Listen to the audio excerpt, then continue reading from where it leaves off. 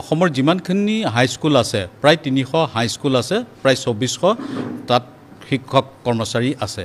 গতিকে আমি আজি লগ লাগিছোঁ চৰকাৰক যাতে 10 অক্টোবৰ যি মহামেলা পাতিব নিযুক্তিৰ, সেই নিযুক্তি মহামেলাতে আমাৰ এই দুৰ্ভগীয়া শিক্ষকসকলেও যাতে নিযুক্তি পত্ৰ পায়।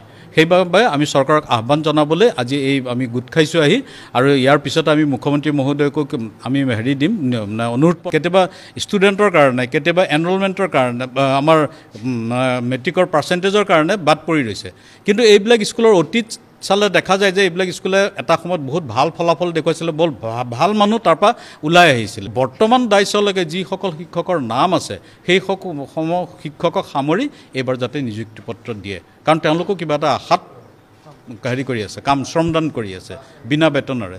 সেই গতিকে এইবাৰ যি নিযুক্তি পত্ৰ হ'ব, আমাৰ প্ৰধান দাবীটোৱে হৈছে যে 10 অক্টোবৰ নিযুক্তি মেলা যি পাতিব, এই প্ৰতিখন অপাৰদৰ্শিত হাইস্কুলৰ প্ৰতিজন শিক্ষকে নিযুক্তি পত্ৰ পোৱাৰ ব্যৱস্থা কৰিব লাগে। অপাৰদৰ্শিত বিদ্যালয়ৰ শিক্ষকসকলে পানী খাই পোৱালি পঢ়াই, ছাত্ৰ ছাত্ৰীসকলক পঢ়াই পেলাই তেখেতসকলে দেশত নাগৰিক গঢ় দি আছে। 10 অক্টোবৰৰ পিছত কোনো প্ৰাদেশিকৰণৰ ক্ষেত্ৰত অপাৰদৰ্শিত বিদ্যালয় অসমত নাথাকে, আৰু আমিও আমাৰ সংস্থাৰ মজিয়াৰ পৰা এই অপাৰদৰ্শিত শব্দটো আমি মুচি পেলাবৰ কাৰণে চেষ্টা কৰিম।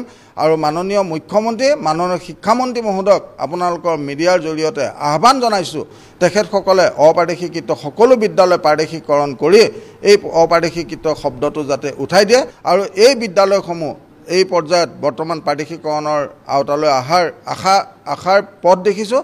গতিকে আমি ভাবিছোঁ যে এইবাৰ এই 2006 চনৰ পিছৰ যিখিনি ৰৈ গ'ল বিদ্যালয়, সকলো বিদ্যালয় প্ৰাদেশিকৰণ হ'ব।